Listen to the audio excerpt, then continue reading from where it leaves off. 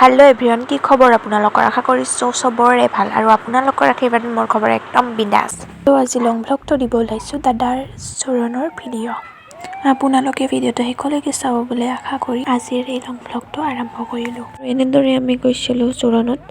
এয়া কইনা ঘৰ আহি পাই অলপ সময় বহাৰ পাছত আমি এনেদৰে কইনা ওলাব গ'লোঁ ৰুমলৈকে আৰু ৰুমত এনেদৰে কইনা ওলাই অহাৰ পাছত সম্পূৰ্ণ নিয়ম নীতিৰ মাজেৰে এনেদৰে জোৰোণ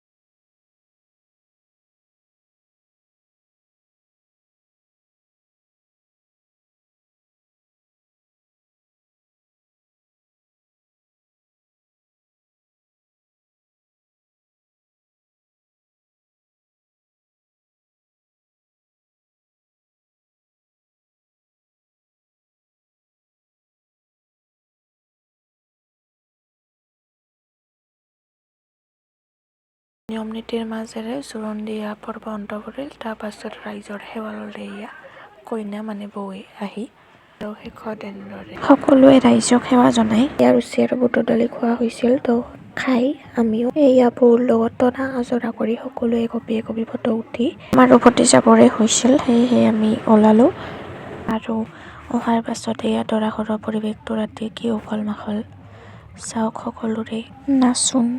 তো ভিডিঅ'ৰ যোগেৰে দাদাৰ জোৰোণ যিমানখিনি পাৰোঁ সকলোখিনি দেখুৱাবলৈ চেষ্টা কৰিছোঁ।